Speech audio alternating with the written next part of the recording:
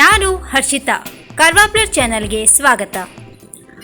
ಅಗತ್ಯ ವಸ್ತುಗಳ ಖರೀದಿಗೆ ಮುಗಿಬಿದ್ದ ಜನ, ಗಾಳಿಗೆ ತೂರಿದ್ರು ಕರೋನಾ ನಿಯಮ. ಕಾರವಾರ. ಕರೋನಾ ನಿಯಂತ್ರಣ ಸಂಬಂಧ ಸರ್ಕಾರ ವಿಧಿಸಿರುವ ವೀಕೆಂಡ್ ಕರ್ಫ್ಯೂ ಜಾರಿ ಹಿನ್ನೆಲೆಯಲ್ಲಿ ಭಾನುವಾರ ಕಾರವಾರದಲ್ಲಿ ಅಗತ್ಯ ವಸ್ತುಗಳ ಖರೀದಿಗೆ ಜನ ಬೆಳಿಗ್ಗೆಯಿಂದಲೇ ಮುಗಿಬಿದ್ದಿದ್ದಾರೆ. ರಾಜ್ಯದಲ್ಲಿ ಕರೋನಾ ಅಬ್ಬರ ಜೋರಾದ ಹಿನ್ನೆಲೆಯಲ್ಲಿ ನೈಟ್ ಕರ್ಫ್ಯೂ ಜೊತೆಗೆ ವೀಕೆಂಡ್ ಕರ್ಫ್ಯೂ ವಿಧಿಸಲಾಗಿದೆ.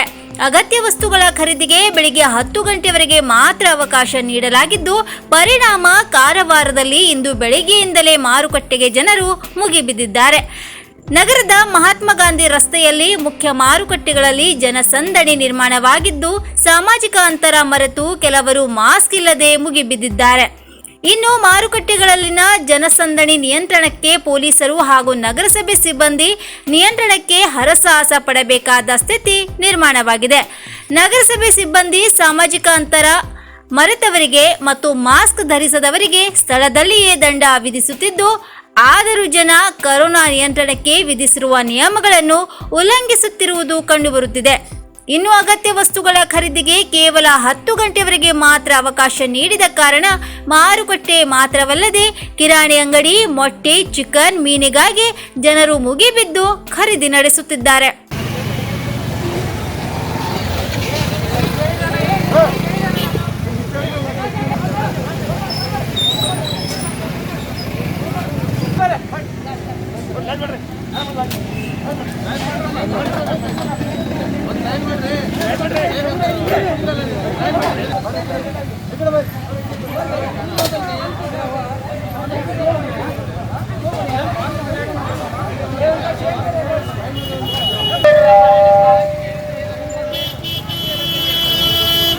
ಗಾಡಿ ಮೇಲೆ ಏನ್ ವ್ಯಾಪಾರ?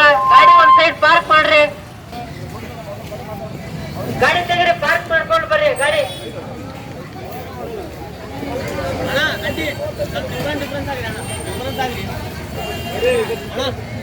ಯಾರು ಮಾಸ್ಕ್ ಹಾಕೋದಿಲ್ಲ.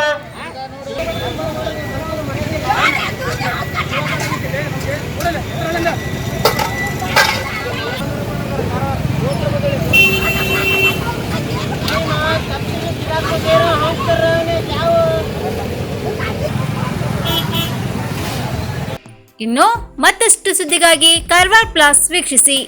ನೀವು ಯೂಟ್ಯೂಬಲ್ಲಿ ನೋಡ್ತಿದ್ದೀರಿ, ಸಬ್ಸ್ಕ್ರೈಬ್ ಮಾಡಿ, ಬೆಲ್ ಐಕಾನ್ ಕ್ಲಿಕ್ ಮಾಡಿ. ಧನ್ಯವಾದಗಳು.